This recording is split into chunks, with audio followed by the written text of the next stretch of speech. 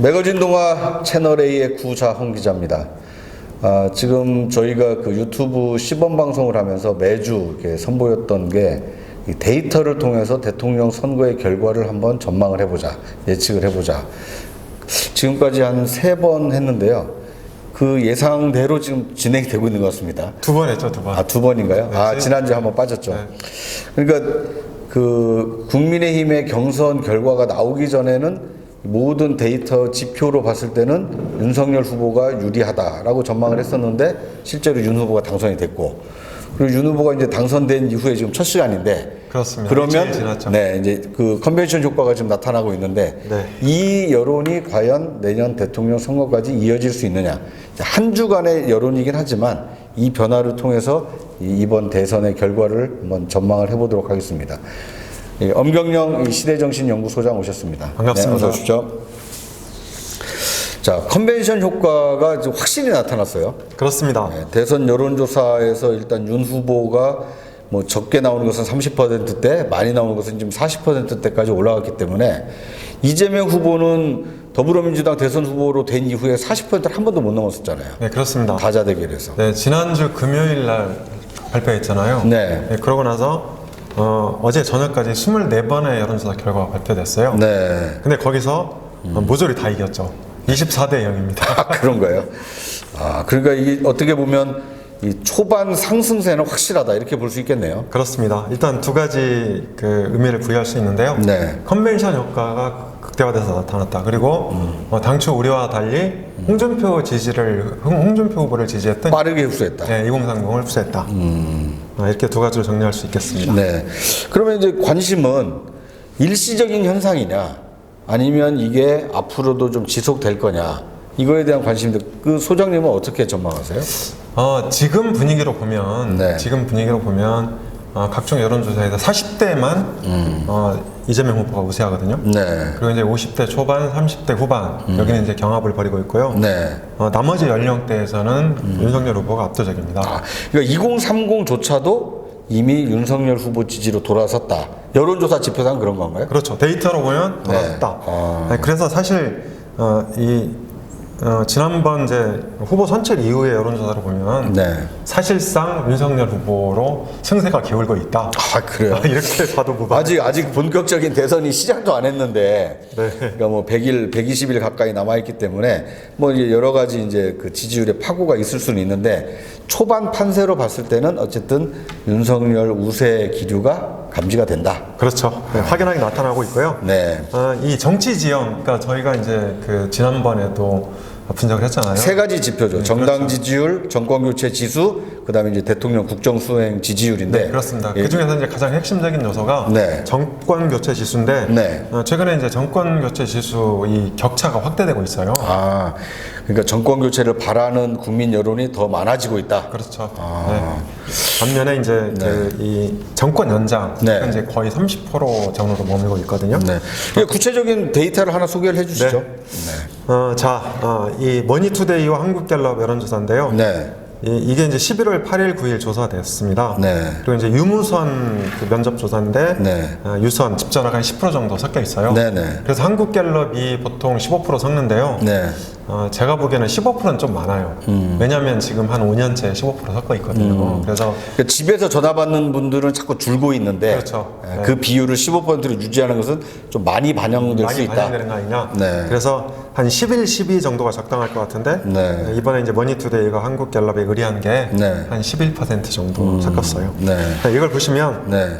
윤석열 후보가 41.7%로 이재명 후보 32.4, 거의 뭐 한 10% 가까이. 그러니까 오차 범위를 벗어나서 벗어나서 앞서고 있기 때문에. 앞서고 있다. 네. 그리고 이제 이 더 중요한 지표는 이 당신이 지지하는 대선 후보를 계속 지지할 거냐? 굉장히 네. 중요하거든요. 네네. 왜냐면 중간에 바꿀 수도 있기 때문에. 네네. 그런데 윤석열 후보 계속 지지할 것이다. 72.6%나 돼요. 그러니까 충성도가 굉장히 강하다. 그러니까 이 지지에 대한 강도가 좀 높다. 그렇죠. 그렇게 볼 수 있고, 네. 반면에 이재명 후보는 이제 각종 지금 의혹이나 그런 이제 난맥 상황이 시달리고 있는데요. 네. 계속 지지 의향이 66.8%밖에 안 됩니다. 그리고 이제 여기서 이제 중요한 거. 안철수 후보가 꽤 많은 지지를 얻고 있죠. 네. 그런데 안철수 후보 계속 지지할 것이다 얼마인지 아세요? 얼마예요? 5명 중에 1명. 그래요. 그러니까 언제든지 다른 후보 지지로 바뀔 만한 사람이 많다는 거네요. 그렇죠. 그러니까 대략 많게는 10%에서 뭐 적게는 5%까지 나오는데 네. 이 중에 한 80%가 바꿀 것이다, 바꿀 수도 있다. 그러니까 이제 안철수 후보를 지지한다라는 것은 정권 재창출보다는 이제 정권 교체를 바라는 여론일 가능성이 높은데 네. 이분들 중에 한 5명 중에 4명 가까이는 언제든지 지지 후보를 바꿀 수 있다라고 하니 그러면 그것이 결국 윤석열 후보 지지로 바뀔 수도 있다. 이렇게 분석하는 것도 가능한 건가요? 그렇습니다. 왜냐하면 지난 4.7 재보궐 때 네. 안철수 당시 예비 후보가 오세훈 후보하고 단일화했잖아요. 네네, 그렇죠. 네, 경선에서 지긴 했는데 그것 때문에 대다수 유권자들 그리고 안철수 지지층이 우리 안철수 후보는 언제든지 국민의힘 후보와 합칠 수도 있다 또는 연대할 수도 있다 네. 이렇게 이제 판단하고 있는 거죠. 네. 네, 그리고 이제 저희가 그 다음으로 중요한 지표 중에 하나가 대선 후보 호감도입니다. 호감도. 네, 특히 비호감도가 중요한데 비호감도는 나는 웬만해서 당신을 찍지 않겠다. 이런 의미가 있는 거거든요. 네. 이걸 이제 보시면 윤석열 후보 호감도가 40.9 반면에 비호감도는 52.8 지금까지 나와 있는 대선 후보 중에서 제일 높아요. 호감도. 호감 여론이 높다. 예, 비호감도가 가장 낮고. 그만큼 이제 적극 지지층이 많다라고 볼 수 있는 거죠. 그렇죠. 네. 그리고 이제 비호감도도 52.8%로 가장 낮은데 윤석열 후보 가능성이 점점 커지고 있다. 이렇게 볼 수 있겠습니다. 그러니까 이제 저희가 오해가 없도록 미리 말씀을 드리자면 저희가 뭐 특정 후보에 그 유리하게 얘기를 하거나 이제 그럴 의도는 전혀 없고요. 저희는 단지 조사 결과를 바탕으로 해서 이렇게 분석을 하고 있는 겁니다. 그러니까 지금 엄 소장께서 지금 인용을 하고 있는 조사는 이 국민의힘 대선 후보가 윤석열 후보로 결정된 이후에 실시된 조사를 바탕으로 해서 이 여러 정치 지형이라든지 이 호감 비호감으로 봤을 때는 윤석열 후보가 좀 유리하고 앞서 있다는 것이지 이것이 곧 뭐 대선 결과로 이어질 것이다 이렇게 말씀드리는 건 아니라는 점을 분명히 말씀드리겠습니다. 자, 계속 이어갈까요? 네.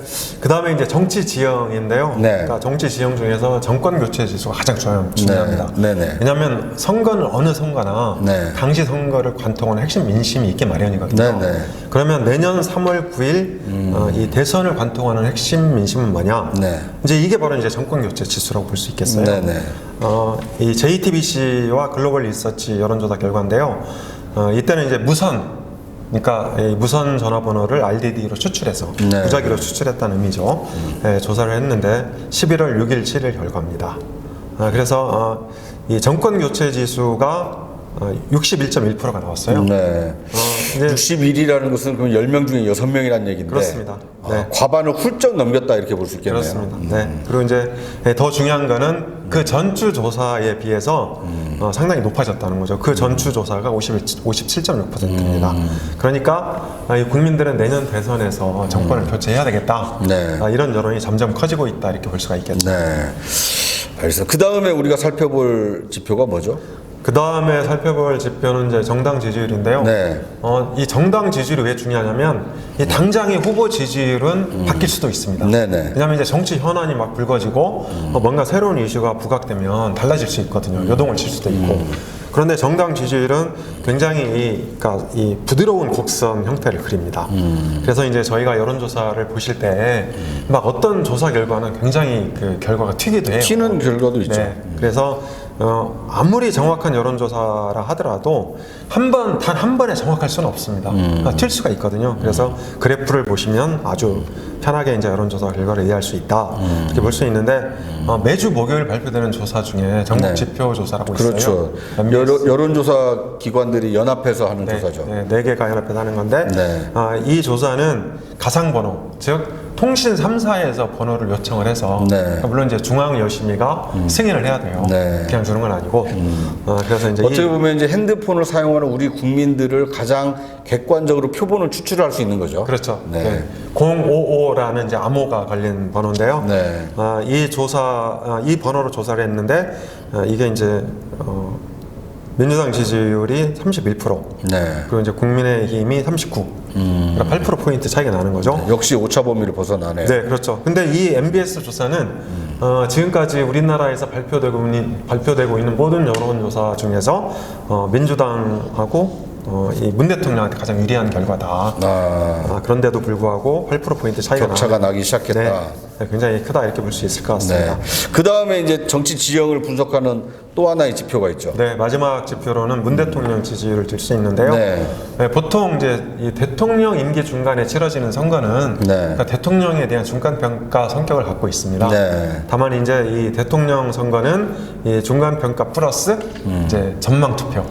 그래서 이제 미래에 어떤 사람이 우리나라를 잘 이끌 것인가 이런 게 같이 이제 이 섞여 있는 거죠. 그래서 오늘 아침에 한국갤럽 이 발표한 조사 결과인데요. 대통령 긍정평가가 37, 그 다음에 부정평가가 57. 이 수치를 보시면 아시겠지만 이 정권 교체 지수랑 비슷합니다. 그러네요. 그리고 이제 문 대통령 지지율이 항상 40% 언저리를 유지를 했었는데 약간 좀 떨어졌다는 느낌을 주네요. 그렇습니다. 지금 한 30% 중반 전후 이렇게 볼 수 있을 것 같고요. 문 대통령 대선 득표율이 41%였어요. 그때 이제 다자대결로 치러져서 41%가 그러니까 낮은 지지율은 아닙니다. 이걸 이제 쭉 지키고 있다가 최근에 조금씩 빠지고 있다 이렇게 볼 수 있는데 여기서 가장 중요한 지표 중에 하나가 연령대별로 이 살펴보면 되게 재밌는 결과가 나타나는데요. 40대에서만 긍정평가가 우세해요. 나머지는 이제 다 부정평가입니다. 그러면 그것이 정권교체 지수랑도 좀 비슷한 거 아닌가요? 그렇습니다. 그다음에 이제 윤석열 후보 지지율도 그렇습니다. 그러니까 여론조사 결과 윤석열 지지율도 마찬가지인데요. 이재명 후보가 40대만 우세해요. 앞서고 있고. 그리고 나머지 연령대에서는 대부분 이제 그 크게 열세인데요. 다만 30대하고 50대는 격차가 조금 줄어들었다. 두 사람의 격차가 이렇게 볼 수 있습니다. 그런데 40대가 왜 이렇게 이제 그 대통령을 끝까지 지키고 있고 또 이재명 후보에 대한 지지가 왜 강하냐? 그걸 저희가 조금 이제 알아볼 필요가 있는데요. 40대는 1970년생이잖아요. 40대신가요? 아니 이제 저는 이제 40대가 아니네요. 갓 벗어난 50대입니다. 그래서 40대가 왜 그러냐면 40대는 1970년대에 태어났습니다. 그래서 이 사람들이 이 이제 사회에 막 그러니까 사회 활동을 왕성하게 하던 시기가 이제 1990년대 아닙니까? 20대. 요때 진보 정권 10년을 경험한 거예요. 김대중 노무현 정권의 어떤 뭐 민주화 수혜 세대라 이렇게 볼 수 있는 거죠. 그래서 되게 자유로운 이제 권위주의가 해체되고 수평적 리더십이 형성되는 시기였죠. 세대 특성이 좀 있는 거죠. 그렇죠. 그러니까 이때 자유롭게 10년을 살다가 MB하고 이제 박근혜 정부로 다시 들어갔죠. 근데 MB하고 박근혜 정부는 어떻게 보면 이제 신권위주의 행태를 보였다. 이렇게도 이제 볼 수 있거든요. 그래서 이 자유로운 사회 분위기가 조금 경직되고 또 이제 그 좀 위계적인 어떤 질서가 강조되고 이렇게 되면서 이 40대가 두 개의 정권을 비교한 거죠. 진보 정권, 보수 정권. 그러면서 이 반보수 정당 비토 정서를 이제 그 세대가 강하게 공유했다. 이러면서 현재는 국민의힘에 대한 강한 비토 정서를 갖고 있는 거죠. 이 정치 지형 세 가지 요소. 그러니까 지난 일주일간 정치 지형 세 가지 요소, 즉 이 정권 교체 지수, 정당 지지율, 문 대통령 지지율. 이 세 가지 요소에서 3대 0으로 윤석열 후보가 이재명 후보를 그러니까요. 앞섰다 이렇게 볼 수 있는 지금 거죠. 어떻게 보면 민주당에는 지금 그 뭐랄까요, 발등에 불이 떨어진 셈이네요. 백약이 무효라고 할 수도 있어요. 지난주 상태를 보면. 지난주 상태를 보면. 그러니까 이제 어떻게 보면 이런 데이터를 바탕으로 해서 선거 전략을 다시 짜야 될 필요도 있는 거죠. 그렇습니다. 그러니까 윤석열 후보가 60대 이상, 그러니까 유권자 비중의 28%거든요. 근데 이분들은 투표율이 되게 높아요. 그러니까 뭐 눈이 오나 비가 오나 투표를 했던 분들이잖아요. 그래서 실제 득표 비중으로 보면 거의 35% 수준이다 이렇게 볼 수 있을 것 같고 20대가 지금 한 18% 정도 되거든요. 18.5%인데 정확히 이 사람들도 6대 4 정도로 윤석열 후보를 이제 지지하는 거죠. 그래서 40대만 이제 이재명 후보가 앞선데 여기 유권자 비중이 17%밖에 안 돼요. 17%. 그러니까 이제 이재명 후보가 최근에 뭐 이제 청년들 스타트업도 찾아가고 그다음에 이 가상화폐 이 과세에 대해서도 좀 유예하겠다고 얘기하고 그러니까 2030의 어떤 이제 표심의 구애를 하기 위한 여러 가지 이제 정책 행보를 하고 있는데 이런 행보가 실제로 이 표심을 좀 이끌어내면 지지율이나 정치 지형의 변화를 가져올 수도 있는 거고, 만약에 이제 그런 것이 뭐 방금 말씀하신 대로 백약이 무효하다라면 상당히 좀 어려운 이 대선 국면으로 좀 갈 수도 있다. 뭐 이렇게 예상할 수 있겠네요. 그렇습니다. 근데 다만 그럼 2030의 근본적인 요구가 뭐냐? 네네. 이제 이걸 좀 파악해야 되는데 우리나라는 기본적으로 40대, 50대를 과다 보호하는 그런 이제 정책 현안들을 이제 추진하고 있습니다. 예를 들어서 이제 노동 경직성, 그러니까 65세로 정년을 연장한다든지, 네. 그 다음에 이제 이 노조를 과다 보호한다든지, 그리고 이제 정규직 그러니까 비정규직을 정규직으로 전환한다든지 이런 이제 노동 경직성이 4050한테는 일종의 수혜가 될 수 있는데 네. 반대로 2030한테는 리스크가 커지는 거죠. 네, 그리고 이제 이 공공 부문이 비대해지면서 민간 부문 활력이 좀 저하되고 있죠. 네. 이런 부분들도 2030한테는 불리하다. 네. 그런데 지금 이재명 후보가 추진하는 2030 정책들은 당장에 이제 뭘 좀 이니셔티브를 주는 네. 그리고 이제 현금성 복지를 늘리는 이런 것들이 좀 많아요. 네. 그래서 과연 2030이 이재명 후보에 반응할지 네. 다소 의문이 든다. 네. 이렇게 볼 수 있을 것 같습니다. 알겠습니다. 이건 뭐 어디까지나 이제 그 엄경영 소장 개인의 어떤 이제 전망이고 분석이고요. 그러니까 앞으로 민주당과 그 이재명 후보가 대선 전략에서 2030의 표심을 적극적으로 끌어들이기 위해서 이제 구애를 많이 펼 텐데 어떤 정책으로 이 표심을 좀 이끌어내려고 하는지 이걸 지켜보는 것도 하나의 중요한 이 대선 관전 포인트가 될 것 같습니다. 자, 그리고 이제 다음 이슈를 한번 좀 살펴볼까요? 예, 다음에는 빅데이터로 보는 이재명, 윤석열 판세인데요. 네. 이 결론부터 이제 말씀드리면 맨 아래쪽에 있는 이 그래프 있잖아요. 네네. 이게 긍정, 부정 그래프입니다. 긍정 그래프죠. 그래서 이재명 후보와 윤석열 후보의 긍부정을 비교했는데 윤석열 후보가 22%, 조금 우세합니다. 반면에 이재명 후보는 20%. 네. 차이는 별로 안 나지만 네. 그래도 2%포인트 정도로 네. 이 긍정 이미지가 네. 윤석열 후보한테 있다. 그러니까 이재명 후보 상당히 좀 위기의식이 강하겠는데요. 그렇습니다. 지금 네. 캠프가 네. 굉장히 비상이 걸려 있는데요. 네. 이제 그리고 이제 저희가 워드맵이라고 일종의 워드 말의 지도. 예. 이걸 봐도 키워드로 이제 보는 거죠. 그렇죠. 네. 키워드로 봐도 윤석열 후보의 긍정 그런 키워드들이 더 많습니다. 네. 뭐 지지하다, 잘하다, 옹호하다, 뭐 좋다 이런 것들이 있고요. 네. 반면에 이재명 후보는 이제 두 개가 있는데 지지하다 무료. 무료는 아마 일산대교 그거 무료화해서 지금 네. 이제 법정에서 이게 소송이 붙어 있는데요. 네. 뭐 기본소득 네. 뭐 이런 것들도 있고. 그래서 전반적으로 윤석열 후보가 빅데이터에서도 네. 다소 우세하다. 이렇게 빅데이터는 아까 그 말씀드린 대로 항상 그 뭐 썸네일, 썸트렌드 분석을 통해서 분석을 하시는 거고. 네. 그다음에 키워드는 어디에서 추출한 건가요? 그러니까 이게 다 세 개 다 썸트렌드인데요. 네. 그러니까 우리나라 이 빅데이터 플랫폼 중에서는 네. 썸트렌드가 네. 가장 이제 활성화되어 있다고 볼 수 있겠습니다. 그러니까 이건 일반 국민들도 썸트렌드를 통해서 키워드나 아니면 빅데이터 분석을 해볼 수 있는 건가요? 그렇습니다. 이거 전부 다 제가 네. 그러니까 무료로 아, 그래요? 그냥 회원 가입만 하면 다 볼 수 있어요. 아, 네. 그러니까 이것은 뭐 특정한 사람만 할 수 있는 것이 아니라 이 썸트렌드라는 어떤 사이트에 회원 가입을 하셔서 이 윤석열 또는 이재명 이런 키워드로 빅데이터 분석을 하실 수 있는 거니까요. 이건 어떻게 뭐 객관적인 뭐 이렇게 지표다 이렇게 볼 수 있을 것 같습니다. 네. 그다음에 저희가 이제 마지막으로 이것은 그러니까 진지하게 얘기하는 것이 아니라 그냥 이런 지표도 있다라고 가볍게 언급하는 이 정치 테마주 얘기 잠깐 해보겠습니다. 그렇습니다. 저희가 대선 테마주를 통해서 네. 지지난주하고 그 전주에 윤석열, 홍준표 누가 후보가 될 것인가 예측을 했었어요. 그렇죠. 그때 네. 뭐 이 테마주는 대부분 윤석열 후보를 가리켰었는데. 그렇죠. 그러니까 네. 그때가 2주 전, 3주 전이었는데 네. 근데 저희가 이제 방송하고 나서 네. 제가 댓글을 봤더니 네. 홍준표 지지자인가 봐요. 네네. 그래서 홍준표 되면 두고 보자. 뭐 두고 안 보셔도 될 것 같습니다. 이런 이제 댓글이 있었는데 네. 네. 결국 윤석열로 결정이 됐죠. 네. 자, 그러면 네. 내년 대선 테마주는 아직은 시간이 좀 있어요. 그렇죠. 뭐 넉 달이나 남았으니까요. 네, 4개월이 아직 남았고 네. 그리고 윤석열 후보가 선출된 지 일주일밖에 안 돼서 네. 오늘은 이제 대체로 혼조세다 네. 이렇게 볼 수 있을 것 같고요. 네. 제가 10시 5분에 검색을 했는데 네. 검색 당시에도 이 이재명 관련주나 윤석열 관련주 중에 네. 딱히 어느 한쪽이 우세를 점하고 있는 것이 아니고 네. 종목별로 혼조세를 보이고 있었다. 네. 그러니까 이렇게 이제 볼 수 있을 것 같고 이건 좀 더 두고 봐야 될 것 같습니다. 네. 알겠습니다. 자, 저희가 이 매거진 동화 뭐 채널 9라는 이렇게 새로운 이 채널을 개설을 해서 이 데이터로 본 대선 민심을 좀 전해드리고 있는데요.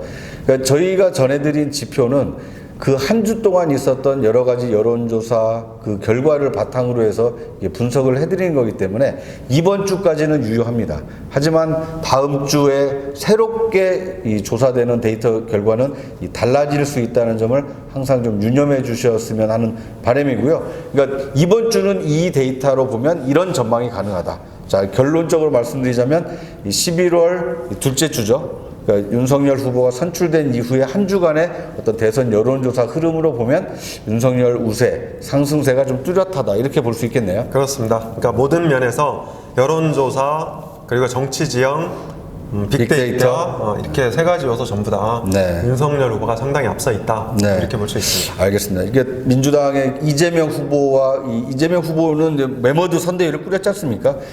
그리고 또 집권 여당 후보고 앞으로 어떤 이 선거 전략과 선거 운동으로 이 표심을 좀 확대해 나갈지 좀 지켜보는 것도 필요해 보입니다. 네.